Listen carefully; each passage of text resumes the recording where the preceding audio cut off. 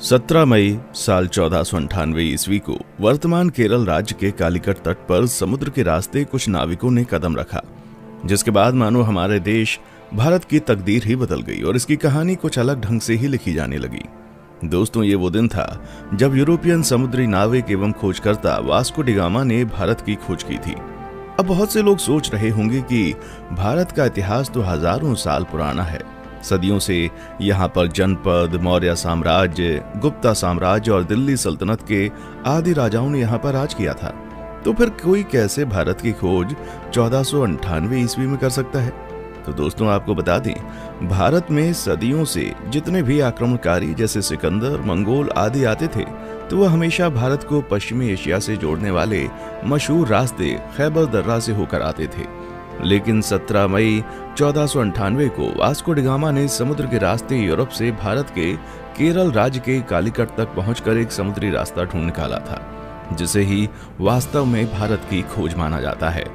दोस्तों, आपको बता दें, उस समय भारत अपने कृषि उत्पादों के लिए बहुत ही ज्यादा मशहूर हुआ करता था। विशेषकर मसालों जैसे कि काली मिर्च, इलायची, दालचीनी आदि के लिए बहुत प्रसिद्ध था, जिस कारण उस समय भारत के साथ व्यापार करने के लिए यूरोप तथा अरब के देशों के बीच होड़ लगी रहती थी। लेकिन उस वक्त एशिया के प्रमुख देशों जैसे भारत, चीन, म्यांमार आदि के साथ व्यापार केवल स्थलीय मार्ग से ही होता था, जिसे सिर्फ मुस्लिम शासक एवं व्यापारी ही इस्तेमाल किया करते थे और मुस्लिम शासक उस मार्ग से यूरोपियों को व्यापार नहीं करने देते थे। लेकिन जब यूरोपीय लोग भारत में आने के बारे में और यहाँ की दौलत के बारे में सुनते थे, तो वे भारत पहुँचने के लिए और भी उत्सुक हो जाते थे। इसलिए व्यापार मार्ग की समस्या को खत्म करने के लिए कई यूरोपीय देशों ने यूरोप और भारत के मध्य एक समुद्री मार्ग खोजने का प्रयत्न शुरू कर दिया। मगर कई सालों के प्रयासों के बाद भी कोई सफल नहीं हो सका, क्योंकि उस समय यूरोप में समुद्र को लेकर तरह तरह की अफवाहें उड़ती रहती थी। जैसे कि कई लोगों का मानना था, अगर समुद्र में नाव को बहुत दूर तक ले गए तो नाव समुद्र के अंतिम छोर पर जाकर गिर जाएगी। इसलिए कुछ नाविक समुद्र में बहुत लंबा सफर नहीं करते थे। लेकिन फिर 1960 के दशक में पुर्तगाल के शहर सीन्स में जन्मे वास्को डी गामा ने भारत का समुद्री मार्ग ढूंढकर यूरोप के सामने व्यापार का एक नया दौर शुरू कर दिया और हमेशा के लिए इतिहास के पन्नों में अपना नाम दर्ज करा लिया। कैसे शुरू हुआ था भारत को खोजने का सफर? दोस्तों, वास्को डी गामा का जन्म 1960 के दशक के आसपास ही पुर्तगाल के सिंस में हुआ था। उनके पिता एस्टेवा भी एक अच्छे नाविक एवं समुद्री खोजकर्ता थे।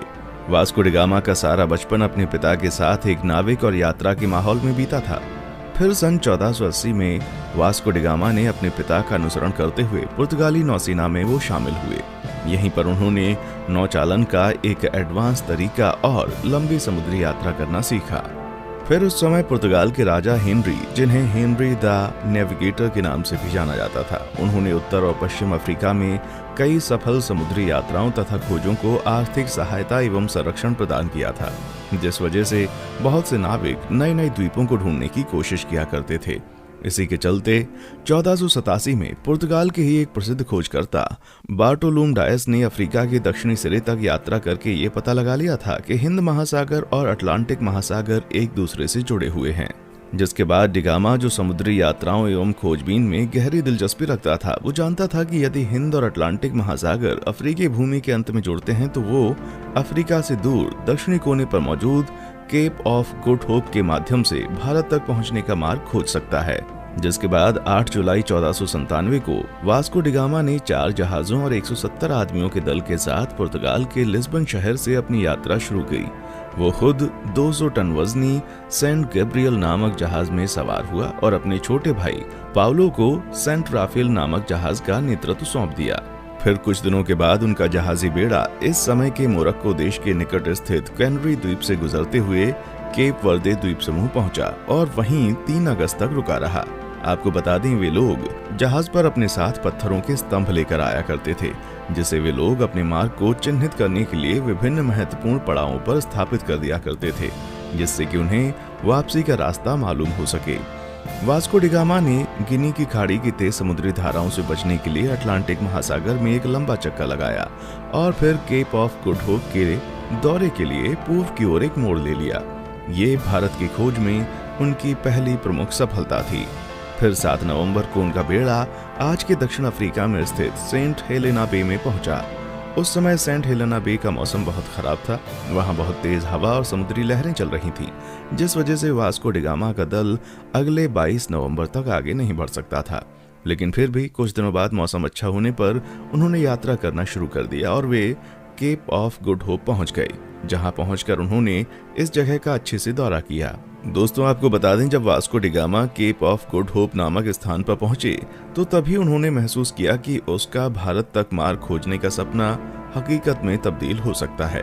और फिर मार्ग को चिन्हित करने के लिए पहले की भांति वहां एक पत्थर का स्तंभ स्थापित किया और फिर आगे की यात्रा की तैयारी करने लगे। केप ऑफ गुड होप के आगे की यात्रा उन्होंने 8 दिसंबर को शुरू की थी और क्रिसमस आने तक वे दक्षिण अफ्रीका के नटाल तट पर पहुंच गए। अलग अलग नदियों को भीतर और बाहर से पार करते हुए डी गामा का बेड़ा धीरे धीरे मोजाम्बिक की ओर पहुंचना शुरू हुआ। इस बीच वे लगभग 1 महीने तक कहीं पर रुके और जहाजों की मरम्मती का काम किया। फिर 2 मार्च 1498 को डी गामा का बेड़ा मोजाम्बिक द्वीप पर पहुंच गया। जब डी गामा अपने दल के साथ मोजाम्बिक की धरती पर उतरा और वहां के निवासियों से मिला तो उन्हें लगा कि ये पुर्तगाली जहाजी भी उन्हीं की तरह मुसलमान है, इसलिए उन लोगों ने उनकी खूब मदद की। डी गामा का मोजाम्बिक में पड़ाव डालना काफी उपयोगी सिद्ध हुआ। वहां उसे समुद्र के किनारे बंदरगाह पर सोने, चांदी तथा मसालों से भरे हुए 4-5 जहाज दिखाई दिए। उसकी मुलाकात ऐसे स्थानीय लोगों से भी हुई जो कभी कभी भारतीय समुद्री तटों की यात्रा करते थे। इससे वास्को डी गामा को पूरा विश्वास हो गया कि वो उचित दिशा की ओर आगे बढ़ रहा था। उसे उस दिशा को समझने में भी मदद मिली जिधर अब उसे आगे बढ़ना था। फिर 7 अप्रैल 1498 को उनका बेड़ा मोम्बासा में प्रवेश कर गया तथा यात्रा के एक और महत्वपूर्ण ठहराव मोम्बासा के ही मालिंदी में लंगर डाल दिया। मालिंदी में डी गामा की मुलाकात कांजी मालम नामक एक ऐसे गुजराती नाविक से हुई जो भारत के दक्षिण पश्चिम तट के कालीकट जाने का मार्ग जानता था। उस गुजराती नाविक के महत्व को देखते हुए डी गामा ने उसे भी मार्गदर्शक के रूप में अपने बेड़े में ले लिया और फिर अगले 20 दिन तक लगातार हिंद महासागर में चलने के बाद डी गामा को धीरे धीरे भारत के घाट और पहाड़ दिखने लगे। फिर 17 मई 1498 को वो भारत के दक्षिण पश्चिम में स्थित कालीकट के बंदरगाह पर जा पहुंचा। कालीकट में स्थानीय राजनयिकों द्वारा वास्को डी गामा का काफी अच्छी तरह से स्वागत किया गया। वो यहाँ लगभग अगले 3 महीने तक रहा और भारत के बारे में बहुत सारी महत्वपूर्ण जानकारियां इकट्ठा करता रहा। दोस्तों, वास्को डी गामा के भारत आने और उसके कालीकट में उतरने के बाद भी कई ऐसी घटनाएं हुई जिसके बारे में अभी भी लोगों में सहमति नहीं हो पाई है, लेकिन हम अपने किसी और वीडियो में उसके भारतीयों के साथ किए गए जुल्म और अत्याचार पर अलग से वीडियो बनाएंगे। इस वीडियो में हम सिर्फ उसकी यात्रा पर वीडियो बना रहे हैं। दोस्तों, यहाँ 3 महीने रहने के बाद वास्को डी गामा 2 साल से अधिक समय की यात्रा करते हुए 18 सितंबर को पुनः लिस्बन लौट आया। इस दौरान उसने लगभग 38,600 किलोमीटर की यात्रा की थी। और दोस्तों, आपको बता दें कि इस लंबी साहसिक यात्रा में उसके कुल 170 साथी थे, जिसमें से 116 की यात्रा के दौरान मृत्यु हो गई थी। वास्को डी गामा की इस उपलब्धि से पुर्तगाल के राजा बहुत खुश हुए थे तथा उन्होंने उसे दूसरी बार फिर से 1502 में भारत की यात्रा पर भेजा था। इतिहासकारों का मानना है जब डी गामा विभिन्न प्रकार के भारतीय मसालों और रेशम के साथ अपने देश पुर्तगाल लौटा तो उसने केवल मसाला बेचकर ही यात्रा पर खर्च किए गए पैसों से 4 गुना ज्यादा पैसे कमा लिए थे। दोस्तों, फिर 1524 में वास्को डी गामा की मृत्यु कालीकट में ही तब हो गई जब वो अपनी तीसरी यात्रा पर भारत आया हुआ था और कई इतिहासकारों के मुताबिक उसकी मृत्यु का कारण मलेरिया था। दोस्तों, जब डी गामा ने यूरोप और भारत के बीच का समुद्री मार्ग खोज लिया था तब डी गामा का नाम पूरे यूरोप में बहुत मशहूर हो गया था और उसकी उस साहसिक यात्रा की चर्चा सभी यूरोपीय देशों में होने लगी थी तथा धीरे धीरे अन्य देशों ने भी उसी खोजे गए रास्ते से अपने अभियान भारत भेजने शुरू कर दिए थे, जिस वजह से पुर्तगालियों के बाद डच, डेनिश, ब्रिटिश और फ्रांसीसी भी भारत आना शुरू हो गए थे। उसके बाद आगे के दशक में भारत में जो भी हुआ वो हम अच्छे से जानते हैं कि कैसे भारत इन यूरोपीय देशों की कॉलोनी बन गया। दोस्तों, आज के लिए बस इतना ही। फिर मिलते हैं एक और वीडियो में। तब तक आप हमारे चैनल को लाइक, शेयर और सब्सक्राइब जरूर करें और आप किस टॉपिक पर वीडियो चाहते हैं नीचे कमेंट सेक्शन में आकर बताएं। देखने के लिए शुक्रिया।